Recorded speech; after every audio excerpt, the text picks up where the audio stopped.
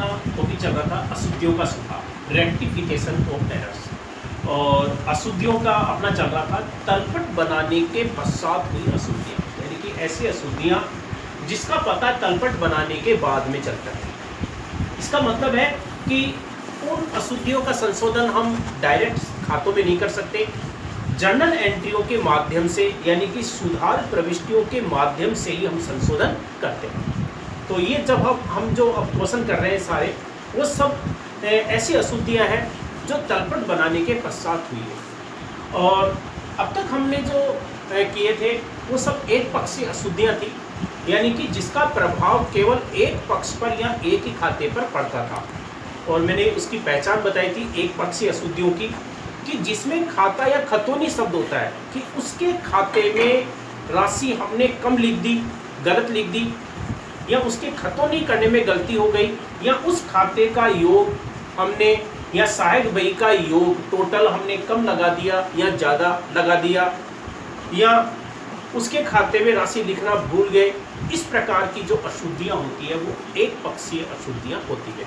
और एक पक्षीय अशुद्धियाँ होती है वहाँ पर हमारे को सस्पेंस अकाउंट खोलना पड़ता है। जहाँ गलती होती है उस खाते में हम संशोधन कर देते हैं, और जहाँ गलती नहीं होती उसमें कोई संशोधन नहीं करते, इसलिए विपरीत पक्ष में सस्पेंस अकाउंट आ जाता है। अब मैं आज आपको बता रहा हूँ द्विपक्षीय अशुद्धियाँ।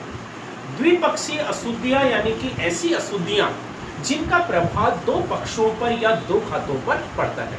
जब दो खातों पर या दो पक्षों पर पड़ता है तो फिर उसमें सस्पेंस अकाउंट नहीं खोला जाता है, क्योंकि संशोधन हमारे को दोनों ही खातों में करना पड़ता है। तो जिसमें अब इसमें देखो आपके ये 3 ट्रांजैक्शन है, इन तीनों ट्रांजैक्शन को अगर देखेंगे तो मालूम चल जाएगा कि ये एक पक्षीय अशुद्धियाँ नहीं है। जैसे अजय से 1000 रुपये का माल खरीदा जिसका लेखा विक्रय बही में कर दिया। अजय से माल खरीदा, उसके खाते में एंट्री नहीं की, एक गलती तो ये हो गई, और दूसरी गलती ये कि विक्रय बही में लेखा कर दिया, तो द्विपक्षीय हो गई। दुर्गा को 1450 रुपये का माल बेचा जिसका लेखा क्रय वापसी बही में कर दिया, ये भी द्विपक्षीय है। जय को 700 रुपये का माल लुटाया, विक्रय वापसी बही में लिख दिया। एक गलती पहले उसमें एंट्री करनी थी, उसमें की नहीं, दूसरे में एंट्री कर दी।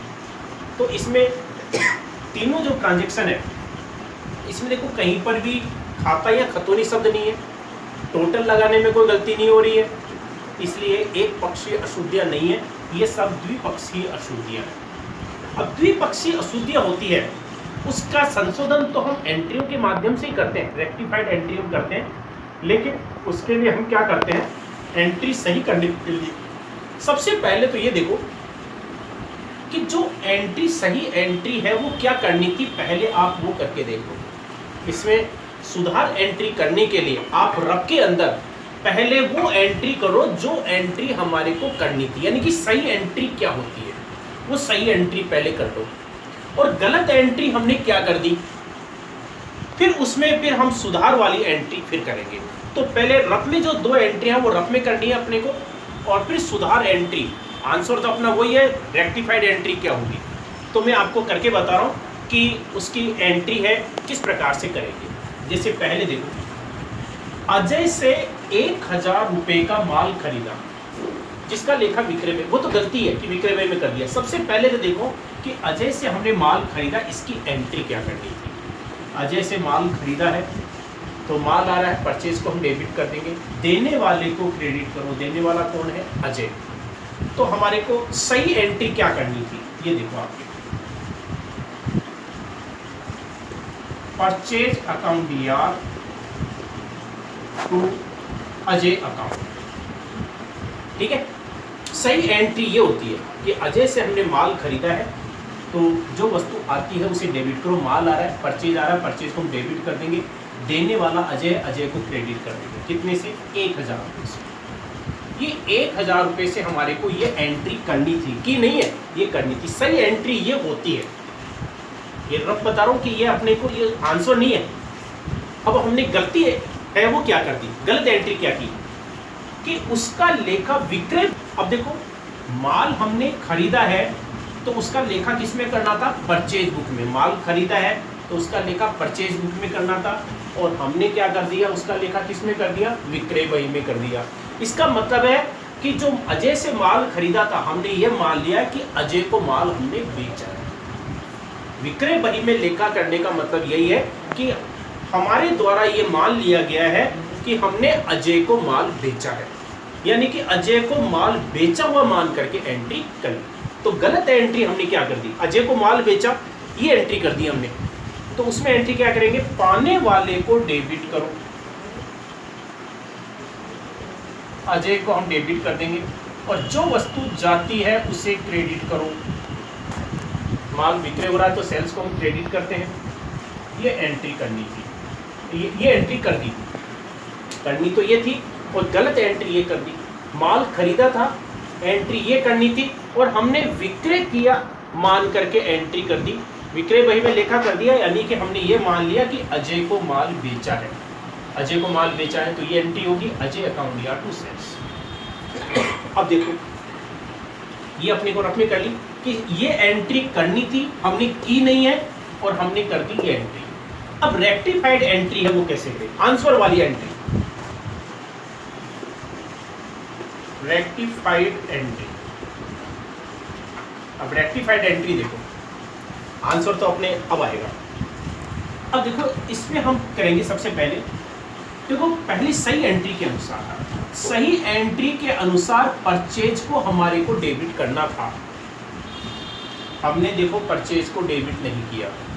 तो सबसे पहले ये देखो कि किसी भी खाते में एंट्री करनी थी और हमने नहीं की है, तो सबसे पहले तो वो करेंगे, परचेज को हमारे को डेबिट करना था और हमने नहीं किया है, तो इसको तो हम डेबिट करेंगे ही करेंगे।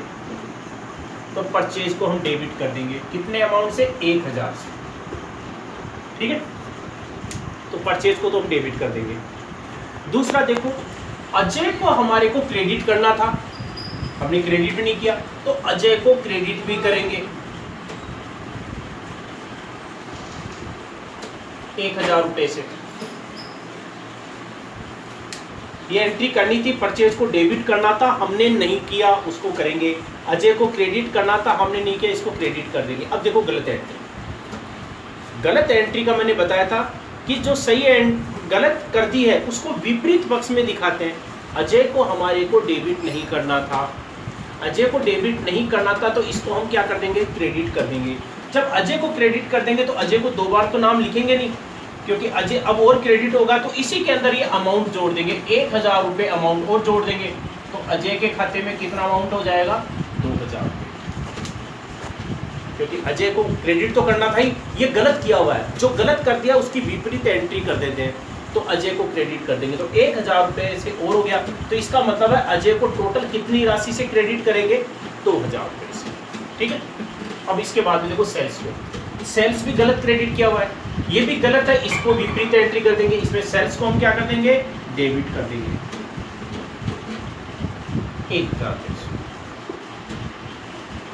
तो परचेज अकाउंट या सेल्स अकाउंट या टू अजय, अमाउंट दोनों का सेम होना चाहिए, क्योंकि डेबिट में जितना अमाउंट आता है क्रेडिट में भी अमाउंट उतना ही होना चाहिए। इसमें 2000 टोटल आ रहा है, इसका टोटल भी 2000 ही होना चाहिए, ठीक है। ये मैंने समझाने के लिए बता दिया। तो आप ये 2000 इस प्रकार से लिखने की जरूरत नहीं है, आप डायरेक्ट इसमें 2000 रुपये, 2000 कैसे आए ये मैंने बता दिया। 1000 रुपये से तो क्रेडिट करना ही था, और जो गलत कर दिया उसको भी हम विपरीत कर देंगे, 1000 रुपये से और क्रेडिट कर देंगे, इसलिए अजय आपके 2000 रुपये से क्रेडिट हो जाएगा। तो ये एंट्री हो जाएगी। ये है आपके सुधार प्रविष्टि, रेक्टिफाइड एंट्री, आंसर आपके ये। और ये एंट्री हमने समझने के लिए की है कि पहले सही एंट्री क्या होती है ये करो, गलत एंट्री हमने क्या कर दी ये देखो, फिर उसके बाद में करना है कि यहाँ करना क्या था, परचेज को डेबिट करना था, हमने नहीं किया, उसको कर देंगे। अजय को क्रेडिट करना था, हमने नहीं किया, उसको भी क्रेडिट करेंगे। लेकिन ये गलत है, अजय को डेबिट नहीं करना था, इसलिए उसको विपरीत यानी कि क्रेडिट कर देंगे। सेल्स को क्रेडिट नहीं करना था, गलत है, विपरीत एंट्री कर देंगे, तो सेल्स को डेबिट कर देंगे, तो डेबिट कर देंगे, ये एंट्री होगी। इस प्रकार से अजय का जो माल खरीदा था इसका लेखा विक्रय में कर दिया, तो सुधार प्रविष्टि इसकी ये हो जाएगी, परचेज अकाउंट या सेल्स अकाउंट या टू अजय, ठीक है। ये तो पहली एंट्री है। अब देखो आपके यही एंट्री करनी है आपको, ओपी के अंदर आपको यही करनी है, ये केवल रफ में करनी है।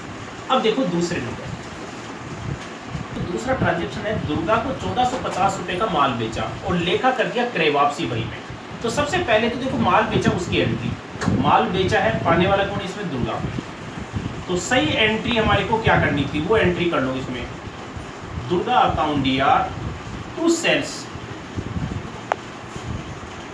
और कितने का माल बेचा है? 1450 रुपए का। ये एंट्री करनी थी, माल बेचा है तो, ठीक है। ये तो सही एंट्री जो करनी थी, माल बेचा है तो सही एंट्री तो ये करनी थी, की नहीं है, करनी थी। उसका लेखा क्रय वापसी बही में कर दिया, और वो भी कितने से? 1400 रुपए से। यानी कि परचेज रिटर्न बुक में माल बेचा था और हमने क्या मान लिया कि हमने माल उसको वापस कर दिया, खरीदा हुआ माल, यानी कि हमने दुर्गा से माल खरीदा था, हमने वापस कर दिया, ये मान करके हमने एंट्री कर दी। और खरीदा हुआ माल वापस करते हैं तो हम एंट्री क्या करेंगे? पाने वाले को डेबिट करो, Durga account DR to purchase return, और अमाउंट आ जाएगा 1400 रुपये। अब देखो ये गलत एंट्री है, क्योंकि क्रय वापसी बही में लेखा कर दिया, यानी कि खरीदा हुआ माल वापस करते हैं दुर्गा को, तो हम ये एंट्री करते हैं, दुर्गा अकाउंट या टू परचेज रिटर्न। ये गलत एंट्री है, ये नहीं करनी थी, करनी थी हमारे को ये, और कर दी है। अब देखो सुधार एंट्री, रेक्टिफाइड एंट्री है, वो क्या होगी? सुधार प्रविष्टि। अब सुधार प्रविष्टि के लिए देखो वही पहले वाले की तरह सही एंट्री कर रहा, दुर्गा को हमारे को डेबिट करना था, हमने देखो डेबिट तो किया, लेकिन देखो अमाउंट, देखो अमाउंट में गलती है, 1450 रुपए से डेबिट करना था, हमने कितना कर दिया? 1400 रुपए। लेकिन देखो एक है राशि कम लिखी है, राशि कम लिखी है तो उसी पक्ष में संशोधन करेंगे, अगर राशि ज्यादा लिखी होती तो विपरीत पक्ष में संशोधन करते। तो दुर्गा को हम डेबिट करेंगे, क्योंकि दुर्गा को डेबिट करना था, डेबिट तो किया है, लेकिन राशि कम लिखी है, कितनी कम लिखी है? 50 रुपए। तो दुर्गा को हम डेबिट करेंगे 50 रुपए से ही करेंगे। सेल्स को क्रेडिट करना था, हमने नहीं किया, तो सेल्स को क्रेडिट कर देंगे। और सेल्स को कितनी राशि से क्रेडिट करना था? 1450 रुपए से, तो 1450 रुपए से हम क्रेडिट कर देंगे। ये तो इसके अनुसार हो गया। अब देखो गलत एंट्री के अनुसार, गलत एंट्री के अनुसार दुर्गा का तो हमने कर ही दिया। अब देखो आपके परचेज रिटर्न का, परचेज रिटर्न गलत क्रेडिट है, गलत कर दिया तो इसकी विपरीत एंट्री कर देंगे। तो परचेज रिटर्न को हम क्या कर देंगे? डेबिट कर देंगे। परचेज रिटर्न अकाउंट डीआर, कितनी राशि? 1400 हो गया। दोनों का अमाउंट सेम, इधर भी 1450 और इधर भी आपकी 1450 सेम ये होना चाहिए, क्योंकि अगर अमाउंट गलत आ रहा है तो इसका मतलब आपकी एंट्री गलत है।